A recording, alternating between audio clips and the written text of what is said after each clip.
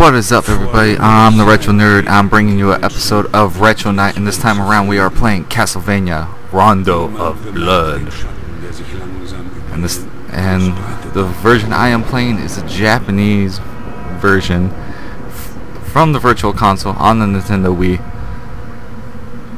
So let's get right into the story. Pretty much, this game is taking place in 1792, of course, in the universe of Castlevania. The protagonist is 19-year-old Ritcher Belmont, heir to the whip vampire killer and Simon Belmont's direct descendant.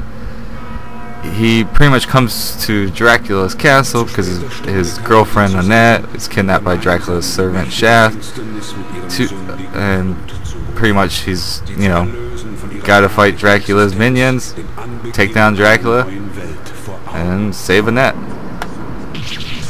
Pretty much that's all we got for the story of this game. As most Castlevania games, is go and kill Dracula, as always, and fight his, you know, his monsters and all this stuff.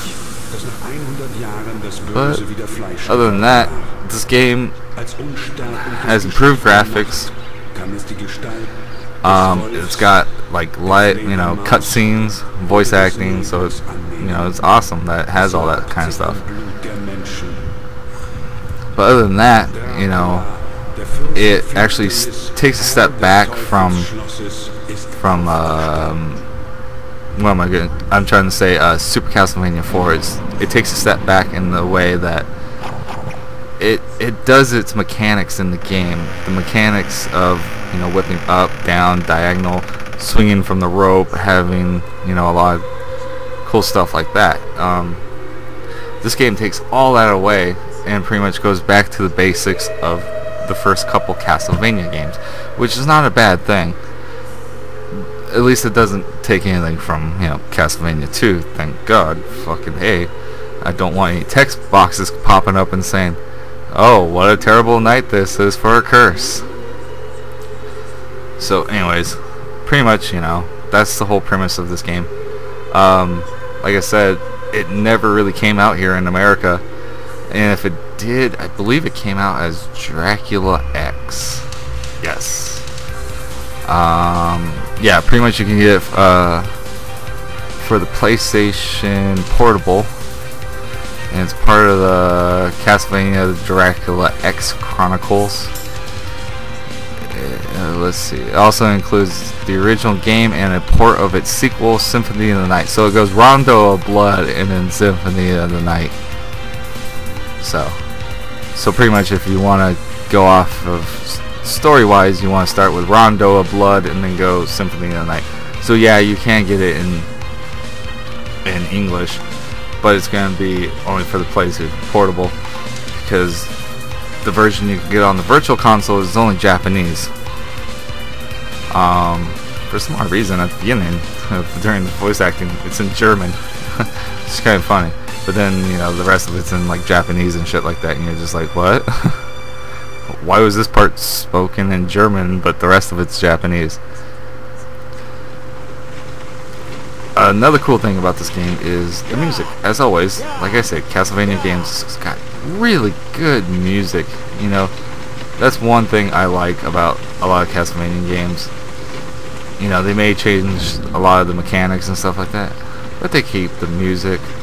A lot of the same songs come back, you know, and play a role in this. So it's all cool. You know, I have no problem with it having good music. That sort of draws me into that. You know, draws me into the Castlevania games is always the music. But I wish they would have kept up with how they were using the ideas for, you know, Castlevania 4, where you could whip up, whip diagonally, whip down, and then, you know, free wheel the whip and all that stuff. It just kind of like felt kind of like a stupid choice on the part of Konami for being like, alright, let's just go back to the way it was in, you know, Castlevania 1, 2, and 3, where you can only whip, you know, side to side, and that's it. You know, it's like, come on guys, think with your head, because right now Konami is not thinking with their head about their whole not wanting to do AAA titles and only want to do mobile games and all this stupid shit, and like, you know, pretty much forcing Hideo Kojima to leave, Konami not having, you know, good workplace environment for their employees and all that shit. You know, it's just Konami's going downhill. They're fucking up a lot of stuff, and this is sort of like one of those. It's like, see, Konami did something stupid. You know, they did something so great with Super Castlevania 4, but with Rondo of Blood, you know, they sort of fucked up and went back to the old way the games were played.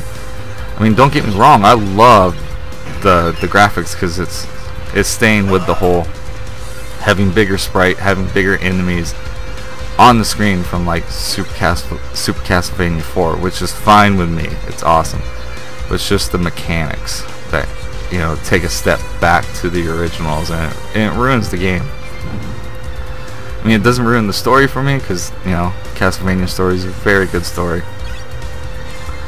but mechanics, it hurts the game sometimes, because in a lot of situations you'd be like, why can't I just whip up? This would really be helpful if I could whip up or whip diagonally, you know.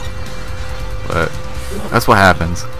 Sometimes video game companies make a choice, and sometimes they drop the ball and they have to realize that they messed up. Anyways, guys, I've been the Retro Nerd. This has been an episode of Retro Night, and I was playing Castlevania Rondo of Blood, or Dracula X, depending on what you want to call it. But anyways, guys, Retro Nerd out.